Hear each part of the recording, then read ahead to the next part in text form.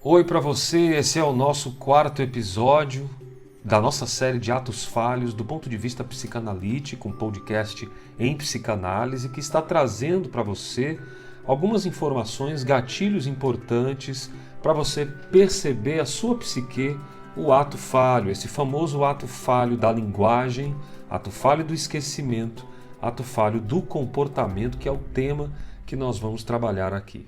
Se você está acompanhando, nós temos aí uma série completa explicando para você de uma forma prática, para você perceber-se e trazer aquilo que está inconsciente ao aspecto da consciência. E eu quero falar nesse podcast, nesse episódio, sobre os atos falhos do comportamento, que é o último tipo de ato falho, que traduzido seria equívocos na ação, uma tradução do alemão para o português.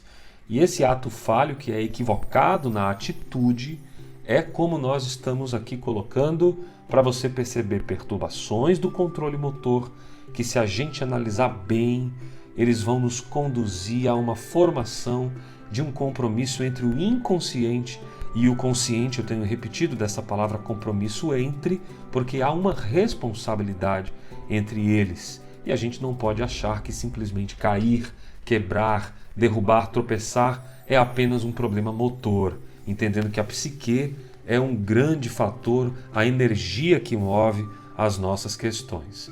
Então aqui no Ato Falhos do Comportamento, eu quero trazer para você informações pertinentes ao que uma pessoa dita como desastrada pode manifestar sobre as verdades ocultas. Olha que frase importante. Na verdade, uma pessoa desastrada pode nem estar fazendo aquilo que inconscientemente ela gostaria de fazer. E aí é que o inconsciente vai de encontro aos obstáculos, né? Não quero fazer, vou lá e esbarro porque não queria fazer, mas acabo fazendo. É mais ou menos nesse sentido que nós temos que encarar o conceito de ato falho no comportamento.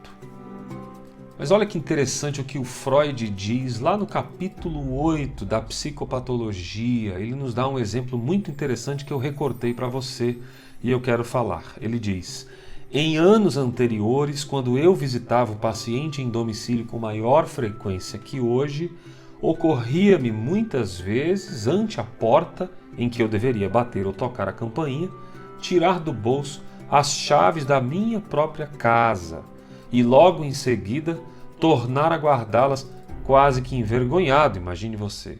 Quando considero os pacientes em cujas casas isso acontecia, sou forçado a supor que esse ato falho, apanhar minha chave em vez de tocar a campainha, tinha o sentido de uma homenagem à casa onde eu cometia este erro, ele diz. Era equivalente ao pensamento: aqui me sinto em casa. Pois só ocorria em lugares onde eu me havia afeiçoado ao doente, é óbvio que não toco a campainha da minha própria casa. O que o Freud quis colocar é que a ideia de tocar a campainha para ele vinha depois de um ato de tirar a chave, como demonstrasse uma certa afeição e empatia pelo doente, pelo paciente que ele estava visitando na casa.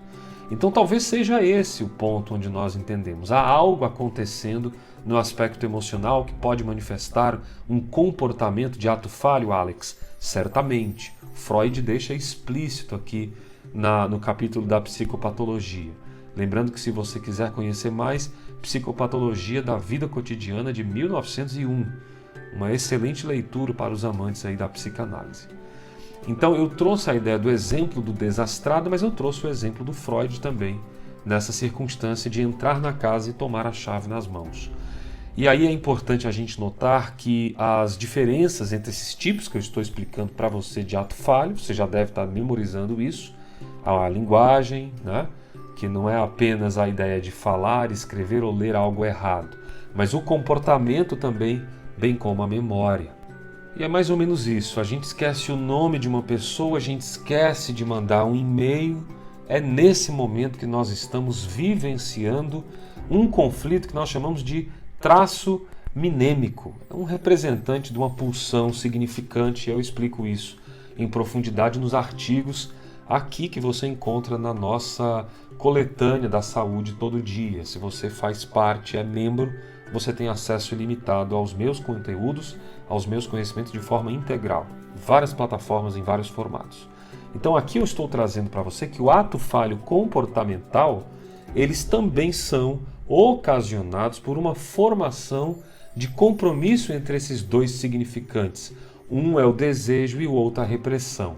E aí a gente tem que entender um pouco de que desejo reprimido e desejo solto, eles estão em disputa o tempo inteiro. Poderia trazer aqui id, ego, superego, o princípio do prazer no id, o princípio da realidade no ego, o princípio do dever no superego, não é assim? Então essas instâncias, essas utópicas explicam os nossos porquês, os nossos comportamentos. Mas se eu colocar para você que então o nosso comportamento é fruto dessa guerrinha, é uma guerra que precisa então ser resolvida, para que você não ande em conflito o resto da sua vida, quando na verdade é um conflito diário, todo dia, mas que tende a ir para o caminho da maturidade. Maturidade é saúde mental, maturidade é consciência do eu que sou e do eu que faz. Entende? A qualidade do eu que faz está conectado com a qualidade do eu que sou.